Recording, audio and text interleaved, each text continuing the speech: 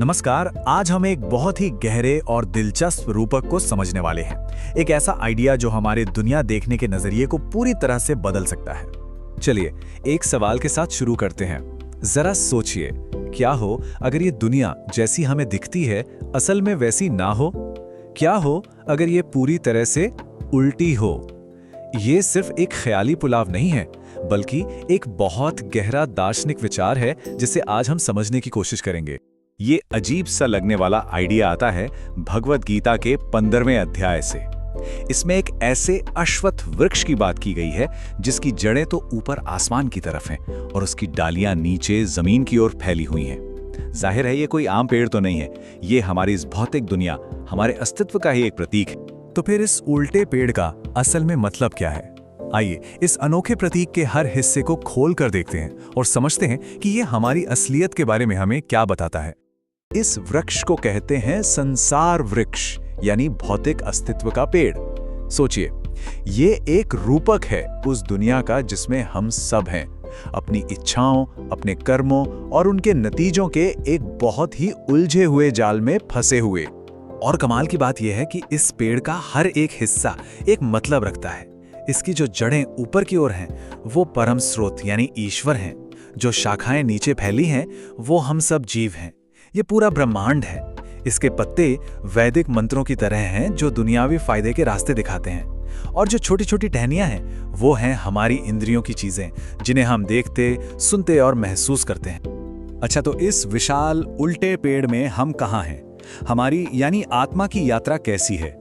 चलिए अब देखते हैं कि ग्रंथ इस सफर के बारे में क्या कहता है। यहाँ एक बहुत ही खूबसूरत मिसाल दी गई है। जैसे हवा फूलों की महक को एक जगह से दूसरी जगह ले जाती है, ठीक उसी तरह आत्मा जब एक शरीर छोड़ती है तो अपने मन और जीवन भर की सोच को अपने साथ लेकर अगले शरीर में चली जाती है। देखिए ये चक्र कैसे काम करता है। आत्मा एक शरीर में आती है, अपने मन और इंद्रियों से इस दुनिया को महसूस करती है। फिर जब वो शरीर नहीं रहता तो आत्मा उन सभी अनुभवों और ख्यालों को लेकर आगे बढ़ जाती है एक नए शरीर में, और ये सिलसिला यूं ही चलता रहता। और इसका नतीजा ये है कि हम सब इसकी डालियों और पत्तों में ही खोकर रह गए हैं। हम ये देख ही नहीं पाते कि ये पेड़ शुरू कहां से होता है और खत्म कहां पर। हम बस इस भूल भुलैया में ही भटकते रहते हैं। लेकिन सवाल ये है कि अगर हम ऐसे उलझे हुए हैं तो क्या निकलने का कोई रास्ता भी है? बिल्कुल है। और रास्ता शुरू होता है डालियों से नजर हटाकर उस असली जड़ को खोजने से। तो रास्ता साफ है। इस भूलभुलैया से निकलने के लिए हमें उस स्रोत तक पहुंचना होगा जहां से ये सब शुरू हुआ। हमें उस जड़ तक पहुंचना होगा जो ऊपर की तरफ है। और वो मंजिल, वो परम धाम, वो कैसा है? कहते हैं कि वो जगह अपने ही प्रकाश से रोशन है। उसे सूरज, चांद या किसी भी तरह की आग, बिजली की जरूरत नहीं। वो इस भौतिक दुनिया के कायदे कानूनों से एकदम परे है। और सबसे बड़ी बात, जो एक बार वहां पहुंच गया वो फिर कभी इस दुनिया, इस जन्म मरण के चक्कर में वापस नहीं आता।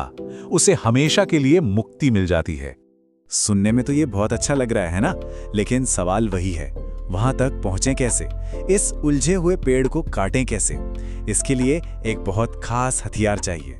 तो असल सवाल ये बन जाता है कि इस विशाल उलझाने वाले संसार वृक्ष से आखिर छुटकारा कैसे पाया जाए? और इसका जवाब है असंग शस्त्र से। ये संस्कृत का शब्द है जिसका मतलब है अनासक्ति यानी डिटैचमेंट का मजबूत हथियार। ये कोई असली कुल्हाड़ी नहीं है, बल्कि एक सोच है, एक नजरिया है जिसमें हम दुनिया की चीजों और इच्छाओं से अपना मोह खत्म कर देते हैं। तो देखिए मुक्ति का रास्ता कितना स्पष्ट बताया गया है। सबसे पहले अनासक्ति की कुल्हाड़ी से इस पेड़ से अपने मोह को काट डालिए। फिर उस असली स्रोत को खोजिए जहां से ये पेड़ उगा है। उसके बाद उस परम सत्ता को सरेंडर कर दीजिए और आखिर में उस हमेशा रहने वाली मंजिल को पा लीजिए। अब हम इस सफर के सबसे गहरे और आखिरी पड़ाव पर आते हैं, उस परम सत्ता के असली स्वरूप को जानना जिसे परम पुरुष कहा गया है। इसे समझने के लिए दो तरह के जीवों की बात की गई है। एक है क्षण, यानी हम सब नश्वर जीव जो इस भौतिक दुनिया में हैं, जो बदलते रहते हैं, पैदा होते हैं, मरते हैं। और दूसरे हैं अक्षर, यानी वो अविनाशी आत्माएं जो आध्यात्मिक जगत में हैं, जो कभी नहीं बदलती, जो हमेशा रहती हैं। लेकिन कहानी यहीं खत्म नहीं होती।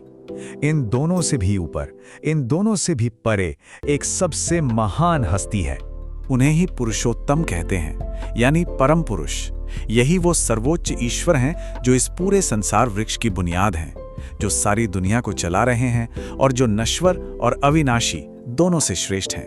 यही इस उल्टे पेड़ की असली जड़ है। और आखिर में एक बहुत गहरी बात कही गई है कि जो कोई भी बिना किसी शक के उन्हें परम पुरुष के रूप में जान लेता है, वो सच में सब कुछ जान जाता है, उसे परम ज्ञान मिल जाता है। तो अब जब हम इस उल्टे पेड़ के प्रतीक को जान गए हैं, तो सवाल ये उठता है कि अगर ये हमारी हकीकत है, तो हमारी अपनी अनासक्ति की कुल्हाड़ी क्या है? हमारी जिंदगी में वो कौन सी चीजें हैं, वो कौन सा मोह है जिसे काटने की जरूरत है, ताकि हम भी उस असली जड़ तक पहुंचने का सफर शुरू कर सकें? सोचिएगा जरूर।